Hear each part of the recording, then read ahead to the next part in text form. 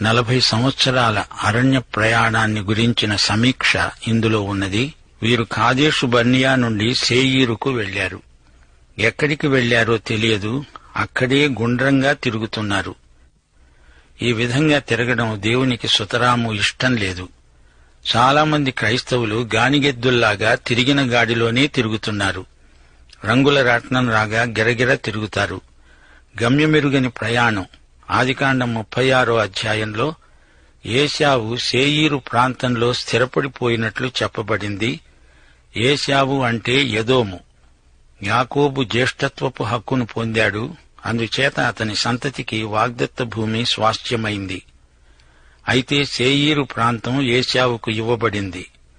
ఏశావు స్వాస్థ్యాన్ని ఎవరూ ముట్టటానికి వీల్లేదు. దేవుడు జాతుల మధ్య సరిహద్దు రేఖలు గీచి ఉంచాడు.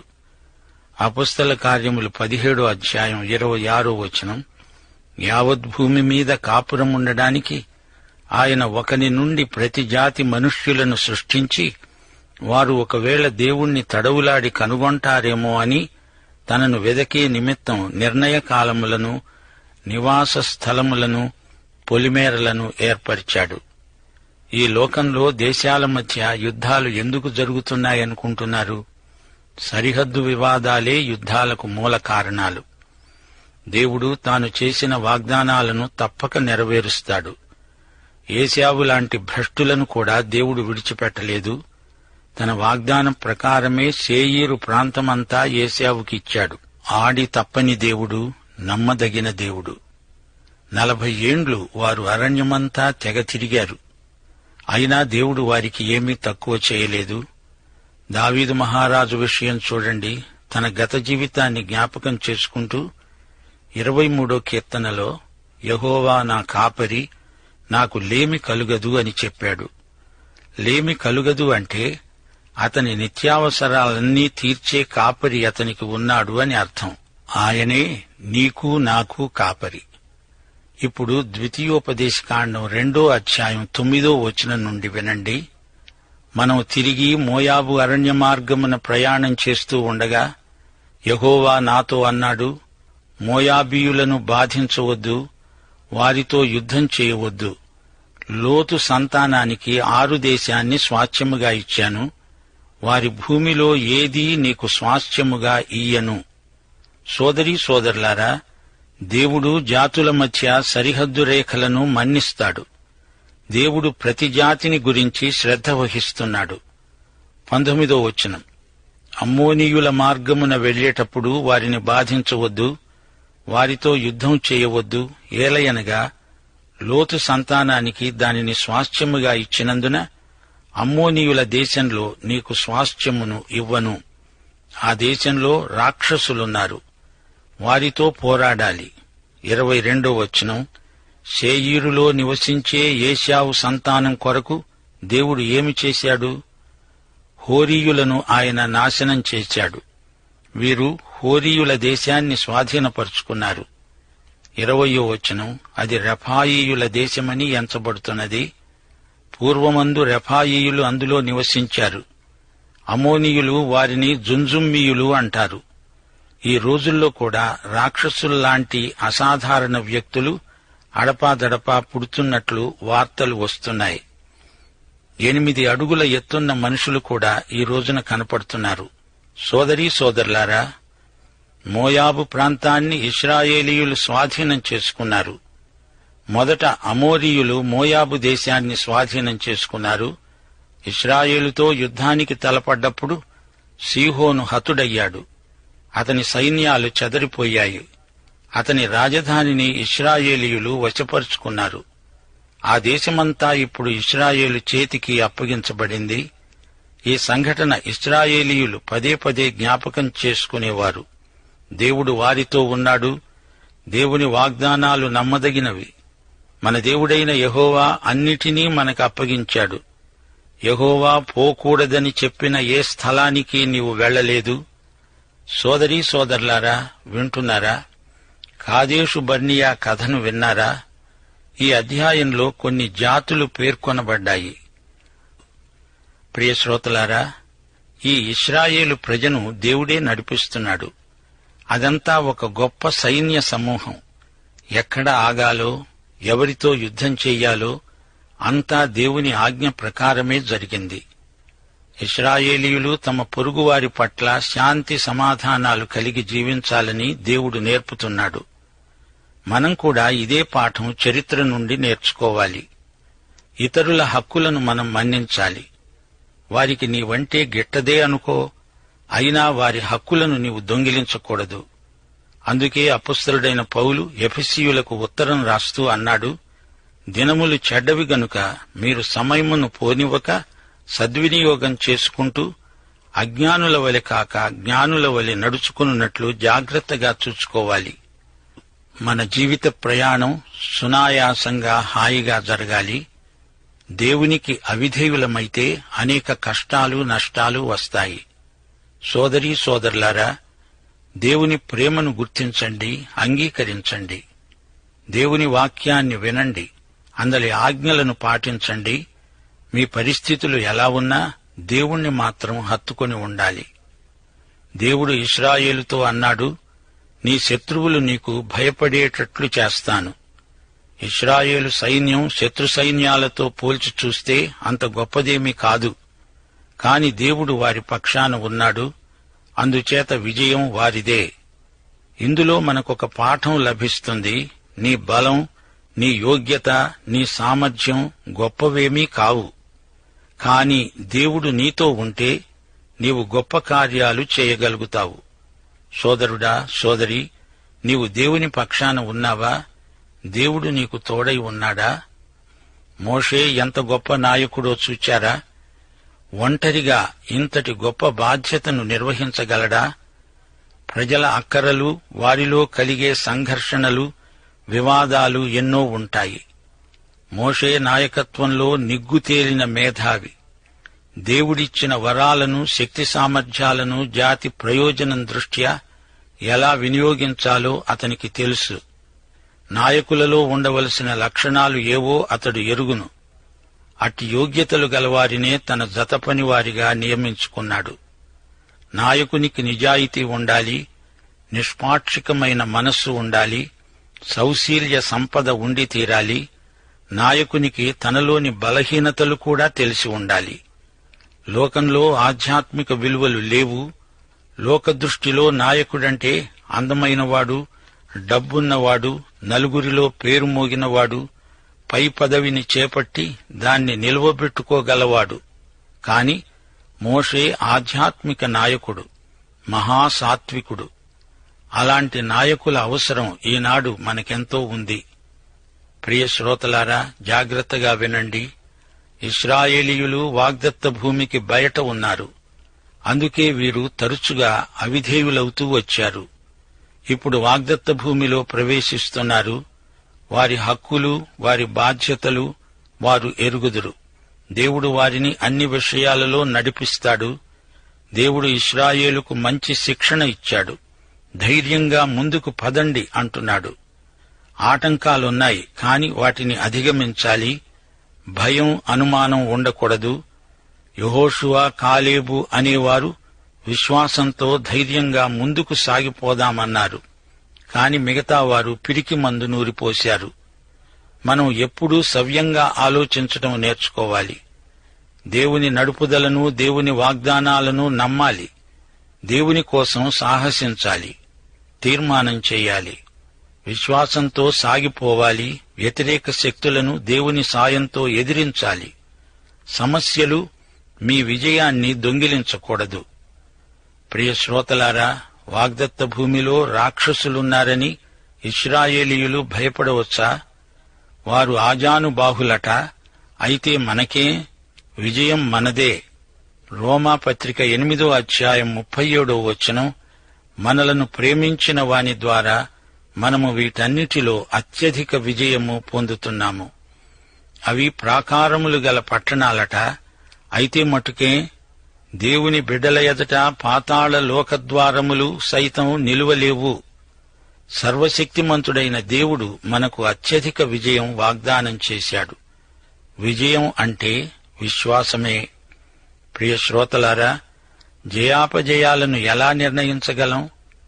దావీదు రాసిన మొదటి కీర్తన చదవండి. దానికి అనుబంధంగా మత్తయి సువార్త 5వ అధ్యాయం చదవండి. ఈ 2 వాక్య భాగాలు క్రైస్తవ విజయ రహస్యాన్ని మనకు బయలుపరుస్తాయి. లోకపు అంచనాలో పదవి, ధనం, అంతస్తు, విలాసం ఇవన్నీ విజయ లక్షణాలని భ్రమిస్తున్నారు. సోదరీ సోదరులారా, మోసపోకండి. విశ్వాసి అవటమంటే ధనధాన్యాలు ఉండడం అనుకోకండి. ద్వితీయోపదేశకాండం 29వ అధ్యాయం 9వ వచనం, మీరు చేసేదంతా చక్కగా జరుగునట్లు ఈ నిబంధన వాక్యములను అనుసరించి నడుచుకోవాలి. మొదటి దినవృత్తాంతములు 22వ అధ్యాయం 13వ వచనం, యెహోవా ఇశ్రాయేలీయులను గూర్చి మోషేకు ఇచ్చిన కట్టడల ప్రకారముగాను ఆయన తీర్చిన తీర్పుల ప్రకారంగాను జరుపుకొనుటకు నీవు జాగ్రత్త పడిన ఎడల నీవు వృద్ధి పొందుతావు. ధైర్యం తెచ్చుకొని బలముగా ఉండు, భయపడకు, దిగులు పడకు. ద్వితీయోపదేశకాండం 3వ అధ్యాయం వినబోతున్నాం. ఈ అధ్యాయంలో బాషాను యుద్ధం, భూముల పంపిణీ, మోషే చిట్టచివరి ప్రార్థన, అతని జీవితంలోని చివరి ఘడియలు మొదలైన అంశాలు వినండి. సోదరీ సోదరులారా, అమోరీయుల రాజును ఇశ్రాయేలీయులు ఓడించారు. దేవుడు వీరికి మరొక ఘన విజయం ప్రసాదించాడు.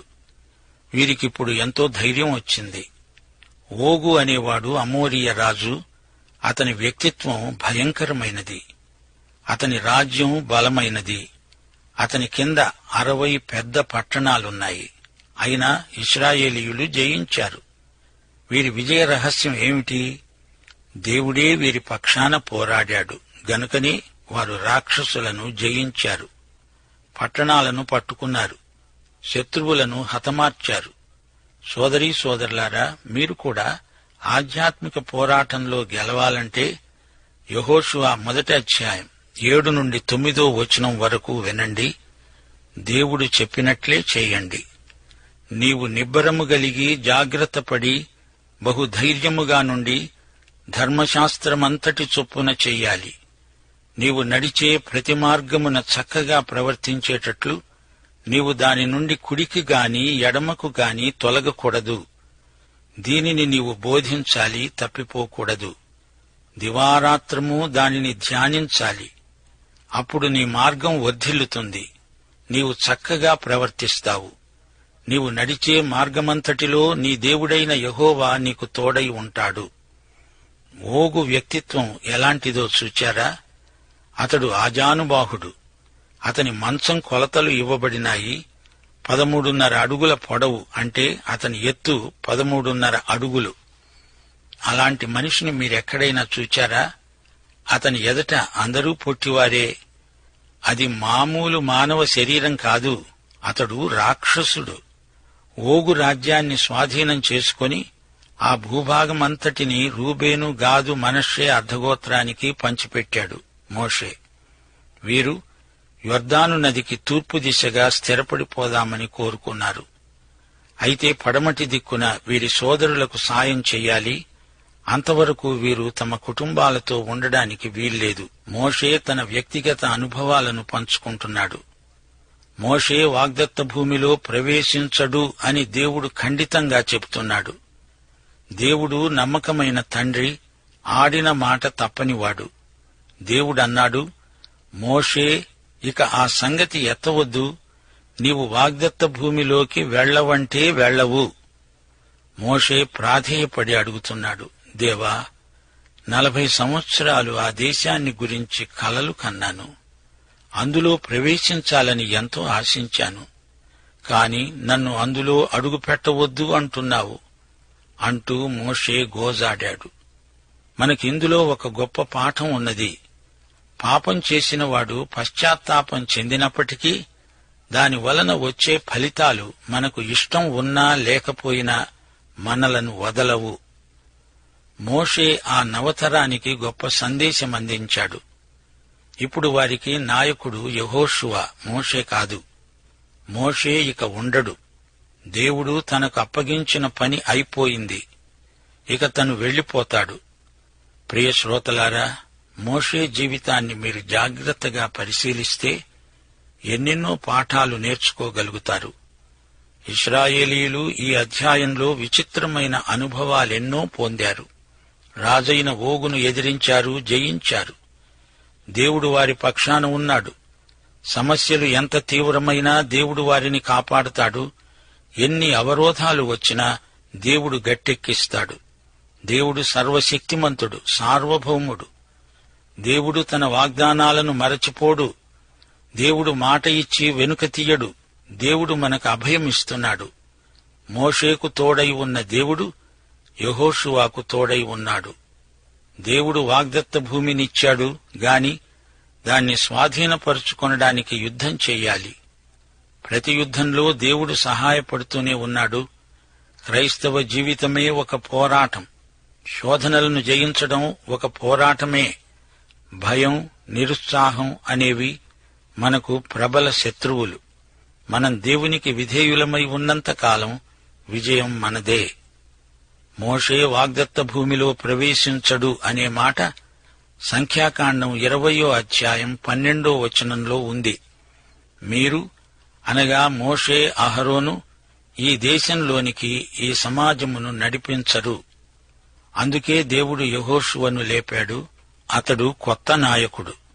మోషే నుండి ఈ బాధ్యతలను స్వీకరించాడు. మోషే ఇచ్చాడు, యెహోషువ పుచ్చుకున్నాడు. దేవుడు ఇప్పించాడు. ఈ రోజున సంఘాలలో ఇది లోపించింది. ఒక నాయకుడు మరొకరికి బాధ్యతలు సంతోషంగా, కృపాసహితంగా అప్పగించలేకపోతున్నారు. మంచి నాయకులు తమ తరువాత తరానికి నాయకులను సిద్ధపరుస్తారు. వారికి మంచి శిక్షణ ఇస్తారు, వారిని ప్రోత్సహిస్తారు. 2 తిమోతి 2వ అధ్యాయం 2వ వచనంలో పౌలు తిమోతితో ఏమంటున్నాడో వినండి. నీవు అనేక సాక్షుల ఎదుట నా వలన వినిన సంగతులను ఇతరులకు బోధించటానికి సామర్థ్యము గల నమ్మకమైన మనుష్యులకు అప్పగించు. పౌలు మాటల్లోని భావం ఇదే. ఓ తిమోతి, నేను నీకు ఈ బాధ్యతలను ఎలాగ అప్పగించానో నీవు అలాగే నీ తరువాత తరానికి అప్పగించాలి. ప్రతి పౌలు ఒక తిమోతిని సిద్ధపరచాలి.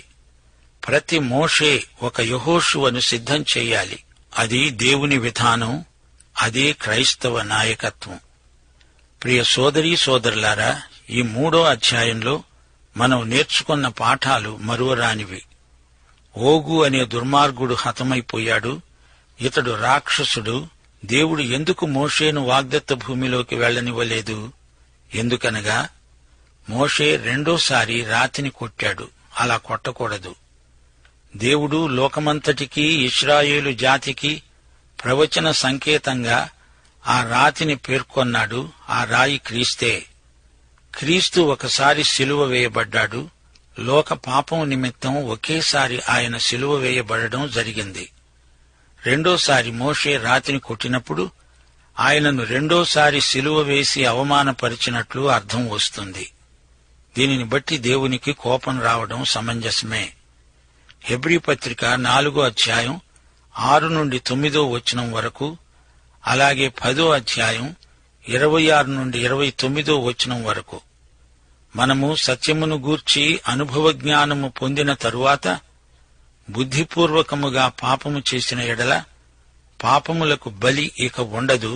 కాని న్యాయపు తీర్పునకు భయముతో ఎదురుచూచుట, విరోధులను దహించబోయే తీక్షణమైన అగ్ని ఇక ఉంటాయి. ఎవడైనను మోషే ధర్మశాస్త్రమును నిరాకరిస్తే 2-3 సాక్షుల మాట మీద కనికరించకుండా వానిని చంపిస్తారు. ఇట్లుండగా దేవుని కుమారుణ్ణి పాదములతో త్రొక్కి తాను పరిశుద్ధపరచబడుటకు సాధనమైన నిబంధన రక్తమును అపవిత్రమైనదిగా ఎంచి కృపకు మూలమైన ఆత్మను తిరస్కరించినవాడు ఎంత ఎక్కువైన దండనకు పాత్రుడుగా ఎంచబడతాడని మీకు తోస్తోంది.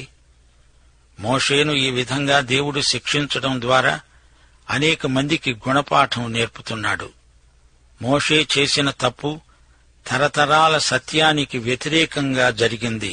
సోదరీ సోదరులారా, మోషే ప్రార్థనకు జవాబు వచ్చిందా, రాలేదా? మీకేమనిపిస్తోంది? కొందరంటారు, విశ్వాసులు చేసే ప్రతి ప్రార్థనకు అవును అని జవాబు వస్తుంది. అది నిజం కాదు. దేవుడు కాదు అని చెప్పినా అది ప్రార్థన జవాబే అంటారు. ఈ విధంగా కొందరు ప్రార్థనను గురించి వ్యాఖ్యానాలు చేస్తారు. దేవుని చిత్తమెరిగి ఆయన వాగ్దానాన్ని పేర్కొని దానిపై నిలిచి చేసే ప్రతి ప్రార్థనకు సరైన జవాబు వచ్చి తీరుతుంది. దేవుడిచ్చిన మాట ఎన్నటికీ మారదు. దానికి వ్యతిరేకంగా చేసిన ప్రార్థనకు ఎన్నడూ జవాబు రాదు. ఏదైనా ప్రార్థనకు జవాబు రాలేదంటే ఇదిగో ఇక్కడే మోషే ప్రార్థనే మనకు వెలుగు చూపుతోంది. మోషే దేవుడు చెప్పినట్లు చెయ్యలేదు. రాతితో మాట్లాడమంటే రాతిని కొట్టాడు. అందుచేత ప్రార్థనకు జవాబు రాలేదు. ఈ సందర్భంలో మార్కు సువార్త 11వ అధ్యాయం 22 నుండి 24 వచనం వరకు, యోహాను సువార్త 15వ అధ్యాయం 7వ వచనం మా శ్రోతల దృష్టికి తేగోరతాము. యేసు అన్నాడు, మీరు దేవునియందు విశ్వాసము ఉంచండి. ఎవడైనా ఈ కొండను చూచి నీవు ఎత్తబడి సముద్రంలో పడవేయబడమని చెప్పి తన మనస్సులో సందేహింపక తాను చెప్పినది జరుగుతుందని నమ్మిన ఎడల వాడు చెప్పినది జరుగుతుందని మీతో నిశ్చయముగా చెబుతున్నాను. అందుచేత ప్రార్థన చేసేటప్పుడు మీరు అడుగుతున్న వాటినెల్లా పొంది ఉన్నాము అని నమ్మండి, అప్పుడు అవి మీకు కలుగుతాయి. యేసు ప్రభువు మరొక సందర్భంలో అన్నాడు, నా యందు మీరు మీ యందు నా మాటలు నిలిచి ఉన్న ఎడల మీకేది ఇష్టమో అడగండి, అది మీకు అనుగ్రహించబడుతుంది. ప్రియ శ్రోతలు, చూచారా? ప్రార్థనలకు జవాబు ఇచ్చే దేవుడు మన దేవుడు. వ్యక్తిగతంగా ఆలోచించండి. అసలు ప్రార్థన ఎలా చెయ్యాలో దేవుడే మనకు నేర్పాలి. యేసు ప్రభువు ఒక మాదిరి ప్రార్థన మనకు నేర్పాడు. ఇది ప్రార్థన కాదు, ప్రార్థన మాదిరి. అందులోని ప్రతి మాటను తీసుకొని దానిని ఇంకా పొడిగించండి. మీ హృదయాన్ని అందులోకి కృమ్మరించండి. అది దేవునికి ఇష్టమైన ప్రార్థన అవుతుంది. 2 కొరింథీ 12వ అధ్యాయం 7 నుండి 9వ వచనం వరకు పౌలు 3 సార్లు ప్రార్థించాడు. తన శరీరంలోని ముళ్ళును తీసివేయవలసిందని వేడుకున్నాడు. గాని దేవుడు తీసివేయలేదు. దేవుడన్నాడు, నా కృప నీకు చాలు. ఈ అనుభవాన్ని బట్టి మోషేలాగే పౌలు ప్రార్థన సత్యాన్ని నేర్చుకున్నాడు. మోషే, నిన్ను వాగ్దత్త భూమిలోకి వెళ్లనీయను, నా కృప నీకు చాలును అన్నాడు దేవుడు. సోదరీ సోదరులారా, ప్రార్థనకు జవాబు అనగా దేవుని కృపను పొందటమే. ఈ సత్యాన్ని గ్రహిస్తే మీ ప్రార్థన జీవితంలోకి ఉజ్జీవం వస్తుంది. ప్రార్థన ద్వారా దేవుని స్పర్శను అనుభవిస్తాము. ప్రార్థనను మన అంచనాలకు పరిమితం చేయకూడదు. సజీవ దేవునితో సంబంధ సహవాసాలు కొనసాగాలంటే ప్రార్థనే ఏకైక మార్గం. 1 తెస్సలోని పత్రిక 5వ అధ్యాయం 17వ వచనంలో ఎడతెగక ప్రార్థించవలసిందని పౌలు కోరుతున్నాడు. యేసుక్రీస్తు యొక్క కృప మనకందరికీ నిత్యత్వం వరకు తోడై ఉండునుగాక. ఆమేన్.